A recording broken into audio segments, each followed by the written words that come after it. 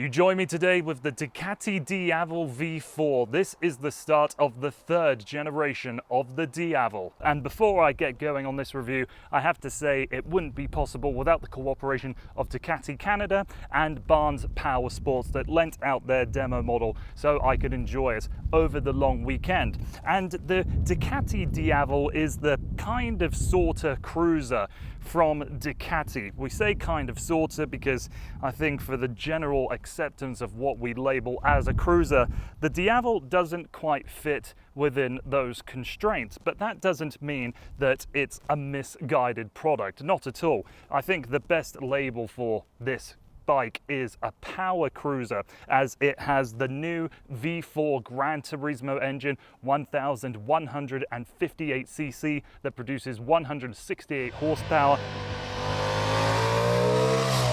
It has mid-mounted controls, whereas you'd expect on a cruiser they would be further up in the front, and that's something that the X-Diavel was fulfilling in the previous generation. No word on that bike coming back for the third generation just yet. For context, I'm 6'4", and the third generation of the Diavel really does fit me quite well. All the controls are in the perfect place and really feels like a bike that was made for me. First of all, it got rid of the trellis frame, a design feature that I know plenty of people liked in the Diavel, as well as something that was listed as iconic with the Monster. But the way that Ducati's been going now is dropping that steel trellis frame and creating new cast aluminum subframes and making the engine more of a stress member, as well as making it more rigid of a bike and reducing weight. And I have to say that I adore the look of this new Diavel. The design differences between Gen 2 and Gen 3 are quite noticeable. Of course, there's some signature features that carry on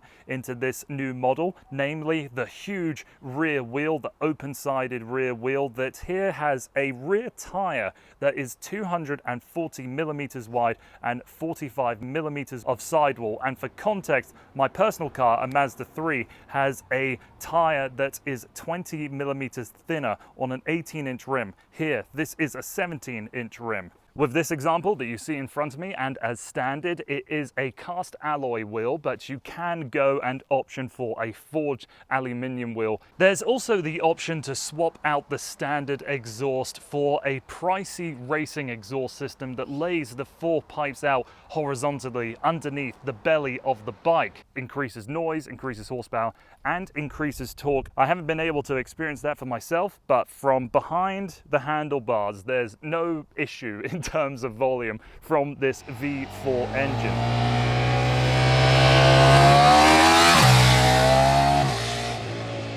Another aspect of design that I have to mention is the air intakes that you have here leading off of the gas tank and almost becoming flush with the front of this headlight cluster here. I just like how the forks of this bike feel like they're further implemented into the entire chassis of the bike. Makes it feel a little more tightly packaged. And then lastly, everybody that's been on a ride with me these past few days just say how much they adore the rear lighting kit for the brake lights under the pillion seat. When you have that lit up when you're on the brakes, almost looks like an alien warcraft. It's really cool. I wish there was a way that Ducati could have implemented the indicators up into that as well, but there might be some kind of legal restrictions that the brake lights and the indicators have to be separate units. Who am I to know? But let's now hop onto the bike and go for a proper rip, because this thing is quite the thrill from behind the handlebars.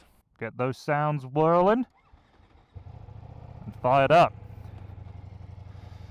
So, one thing I haven't mentioned is the weight. At 520 pounds, my first assumption is that the Diavel V4 would feel heavy, compromised in slow-moving traffic and parking lots and all that.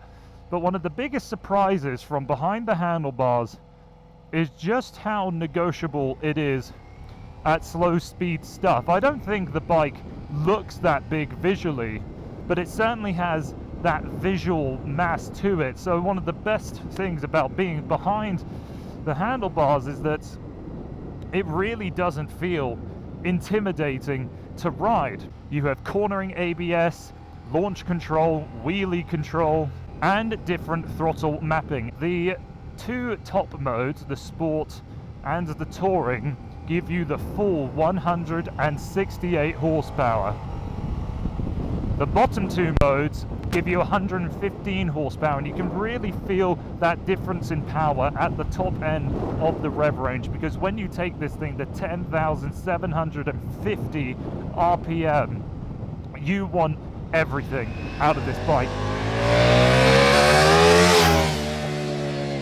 And it will happily deliver. Again, there's nothing that feels intimidating about this product. So with the Diavel, we have a 6-speed transmission, standard with a quick shifter, and when you're going from first to second, I find you really have to bash your foot into that first and second gear, going up or down, whereas from the remaining gears, it doesn't feel like you have to be as intentional. You can be a little more delicate.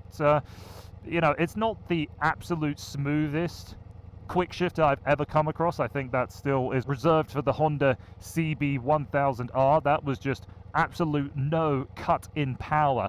But in this, you do experience that. You do experience this slight jolt, this slight thrap from the bike when you shift gears. You can really hear that V4 cut down and then come back up the rev range, and even though as lazy of writing and presenting it may be, this really does feel like half of an American muscle car V8.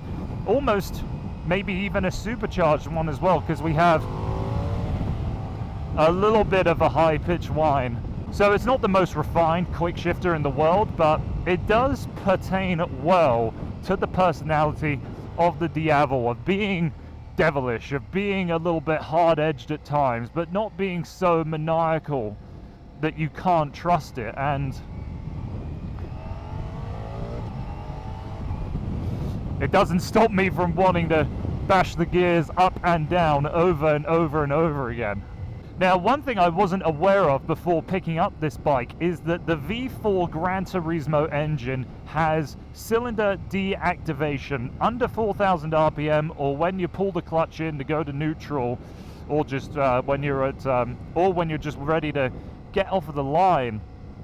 The rear bank of cylinders shuts down. This is for the sake of efficiency, fuel efficiency, but also so you don't have additional heat being launched up and underneath you, making a hot and uncomfortable seat. And what that translates to is that under 4,000 RPM, the engine characteristic changes substantially with this bike. It almost feels like it's got a huge single cylinder, like it's a thumper of a dirt bike. At first I really thought I was doing something wrong, or that the bike was bogging down, but no, it is meant to feel that way. And it's nice in a sense that you have that ability to choose. You can go from, let's say, a more ready, more ferocious, more high revving engine with a moment's notice throttle response, or if you needed to get a little more efficiency, a little more range out of your engine, you can just cruise at a speed, and this bike does come with cruise control, so that it's under that 4,000 RPM mark. You can rely on the torque, and with that you can hopefully go a little bit further of a distance on your ride. Nice bit open stretch coming up here. The beans. Oh wow. A proper power cruiser. Couldn't do that on an American cruiser bike, that's for damn sure. So even though this Diavel might not constrain itself to other people's definitions of what something like it should be, it's clear Ducati has really engineered a personality and a character into this product. And after riding it for this weekend, I think it's become a little bit of a dream bike for me now, I'll be honest. So if you're looking at a Gen 3 Diavel, you don't really mind having to explain it every time someone asks, is it really a cruiser? I think you're really, really going to like this product. So thank you once again, through the cooperation of Ducati Canada and Barnes Powersport, for giving me the opportunity to ride this bike here today. And thank you for watching. I hope to see you again on the channel soon.